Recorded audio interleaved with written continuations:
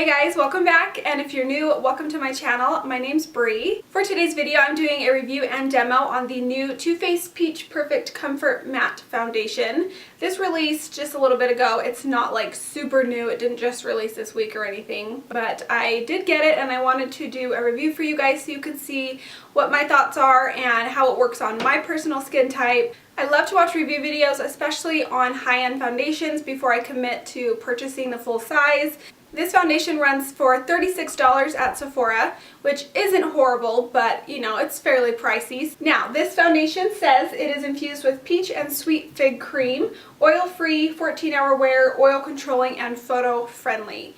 The shade that I got is in Nude, and I actually got this in a giveaway that I won. It was related to my previous video with Steph Willis, the collab that we did. She sent us quite a few products to use in that video, and this is one of the products I got, which I was super excited about because I heard quite a few people talking about it and actually really liking it. So I was excited to get it and try it out for myself. Now, every time that I have worn it up until today, which has been about 3 times, I have actually worn it with my It Cosmetics CC cream because, like I said, it's a little bit orange for me right now, and my CC cream helps get it to be the color that I need it to be for my skin tone. I'm not someone that typically wears matte foundations. I used to love matte foundations, but I've actually started leaning towards more hydrating, dewy foundations because my skin has changed a little bit. I'm more on the normal to dry side now. So typically I don't wear matte foundations, and if I do wear a matte foundation, I will add something to it that will help give my skin some luminosity and not have it be quite as matte of a finish. So if you guys would like to see me review this foundation and what my thoughts are, then just keep on watching. So whenever I am reviewing a foundation, I really like to do one half of the face with a damp sponge and the other half with a brush, just because there's so many people that use different tools. I almost always use a damp sponge because I just love the way it applies. It really blends it in with the skin and keeps the skin looking hydrated. So I really want to show you guys how I would wear this, and I don't really lean towards matte foundations like ever anymore because my skin has changed a little bit. So I'm going to add some of the Cover FX Enhancing Drops. This is in the shade Moonlight, and I'm just going to do like 1 or 2 drops just so that it will enhance the glow a little bit. It doesn't make you dewier. It isn't going to change the wear of the foundation. It's just going to make my skin look a little bit more healthy and not so matte, if that makes sense. So this is the first time I am trying this foundation all by itself. Like I said, I've worn it a few times and I have mixed it with my It Cosmetics foundation, and I've liked it that way. So this is my first time trying it all by itself. So I'm just kind of dispersing it on the skin first. I like to do that when I'm using my sponge so that I don't soak up too much product.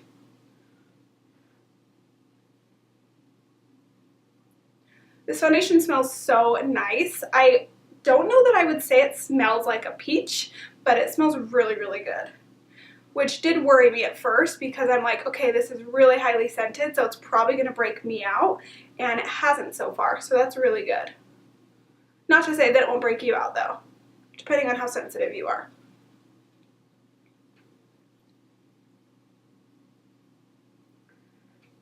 So coverage so far is about medium all by itself.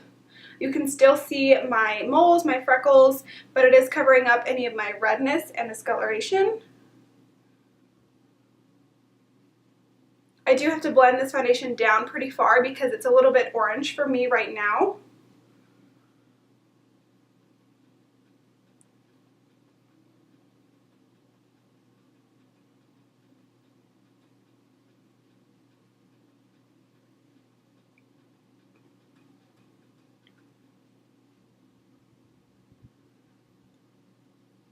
And you can always go back in with a little bit more product if you want more coverage anywhere.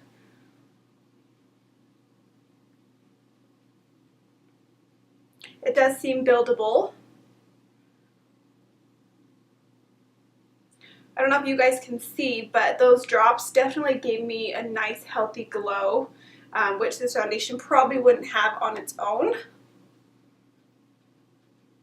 Now right off the bat, I'm seeing with the sponge that you can see my pores right here in this area pretty well, and that's not usually how it is for most foundations on me, so It is kind of clinging to these pores right here and right here. So that tells me that if I really wanted to wear this foundation, then I would probably need to get a nice smoothing primer to fill in my pores a little bit. However, my powder, my setting powder, might cover that up just a little. But if you have large pores, I would definitely recommend a good pore filling smoothing primer with this foundation. So I really wanted to try this brush today. I picked it up at TJ Maxx. The brand is iBeauty. It doesn't have a number or anything. I believe this was like 10 bucks at TJ Maxx, which is such a steal. So I just really wanted to try one of these kinds of brushes. I don't know if they're as good as those original ones that came out that were like really expensive, but we're gonna give it a shot. I love how big it is. It means I can do this very quickly. And I did spritz my brush a little bit. I don't know if you caught that, just so that it would, you know, move the product a little bit better.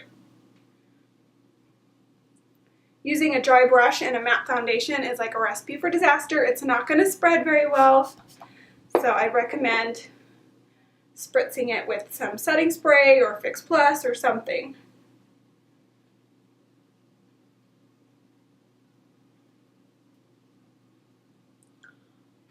Even with wetting my brush, I'm having like to drag a lot, which I don't love.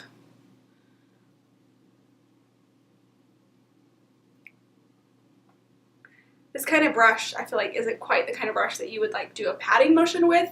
So I really like the Beauty Blender side more for application with this foundation. Because it's a matte foundation, it just spread a lot easier with a damp sponge, and it does look a lot healthier on this side. This side looks a lot more matte and dry, whereas this side has a little bit more luminosity to it. And I did add the custom enhanced drops to both sides. Do you ever just wake up with a cut and you're like, where did that come from? I honestly don't know if I scratched myself in my sleep or if my dog did it and I didn't notice. Okay, I'm going to grab my sponge really quick and just blend this side just a little bit so that it looks a little bit more natural, because I do have to wear this foundation all day, so I'm just going to blend it out just a little with my sponge. Okay, I zoomed you guys in a little bit, up close and personal, so that you could kind of see my pore area and what's happening. It does look really, really dry right here in the crease of my nose, and you can just really see my pores in this area.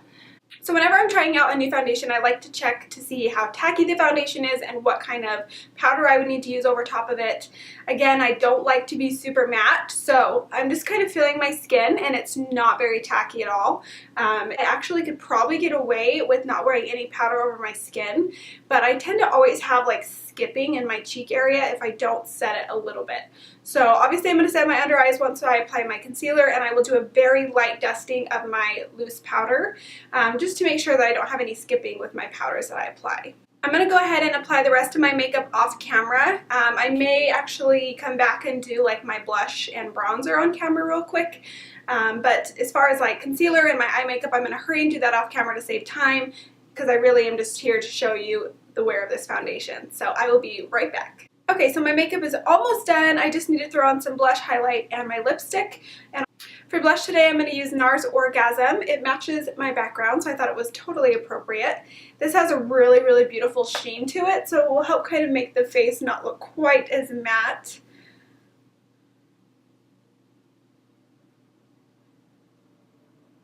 And I'm just going to use a little bit, not too much.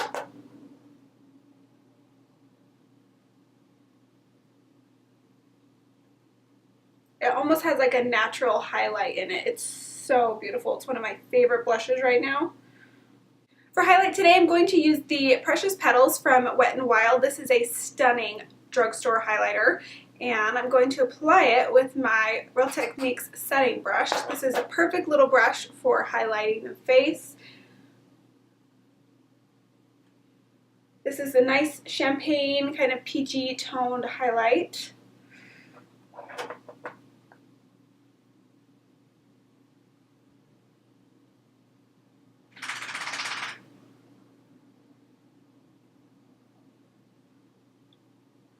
I I just have to quickly mention an eyeshadow brush that I recently discovered, and I am so excited about this brush. It is so amazing. I don't know how I haven't discovered it to this day. This is a crown brush. It does not have a number on it. I am so furious, and I threw away the box because I didn't think I needed it.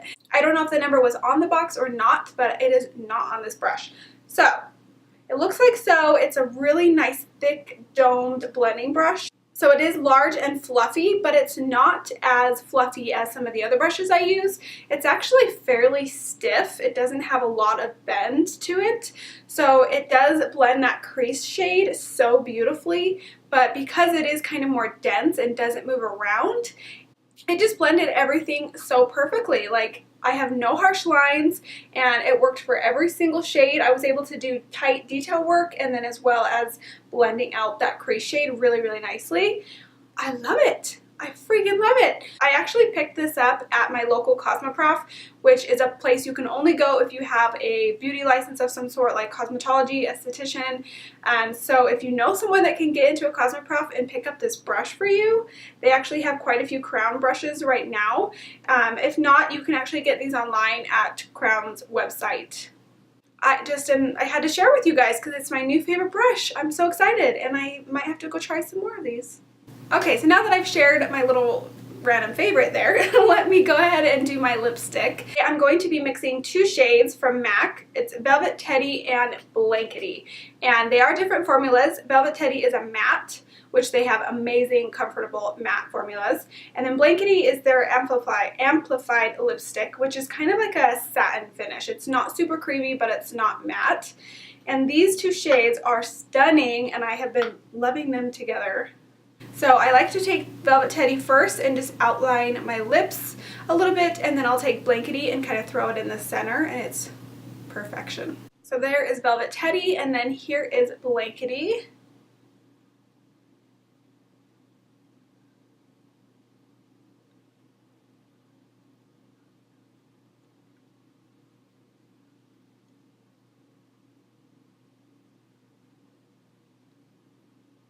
I just love it. I'm so obsessed with this combo. It's so pretty. So lastly, I'm just going to set everything in place with my MAC Fix Plus. My skin looks very cakey. I don't know what else to say. It looks very heavy. You can tell that I'm wearing makeup. I don't see myself wearing this foundation on a day-to-day basis, and if I did continue to wear it, it would be mixing it with my IT Cosmetics foundation. I haven't noticed this much cakiness. It hasn't looked as dry, but alone it is very heavy on my skin, and I am normal to dry, so I don't see myself wearing this alone ever. But I may mix it with my IT Cosmetics whenever I feel like I want to wear it. So I'll go ahead and wear this foundation for a few hours. I'll probably jump on camera again right before the sun goes down so that I have some decent lighting to film with, but I'm going to see how it wears. I'm going to be running a few errands. It's not super hot here in Utah right now. It's only like 60s, so I won't be doing any crazy sweating or anything, but I'm going to be running around. So I'll definitely come back and tell you guys how this wore throughout the day. Like I said, I have worn it a few times mixed with another foundation. So far so good. It hasn't like broken up a ton or done anything crazy, but this will be my first time checking it out all by itself and how it wears throughout the day. So I will see you guys here in just a bit. So it's now 8 p.m. here in Utah, and I completely forgot that I had to finish the rest of this video. Seriously, you guys, I got busy and my husband came home and I made dinner, and I just totally spaced that I had to film the rest of this video because I'm human. So yeah, I went into the bathroom and was getting ready to take off my makeup. I took a makeup wipe and started wiping all of it off, and I was like, oh my gosh, what are you doing?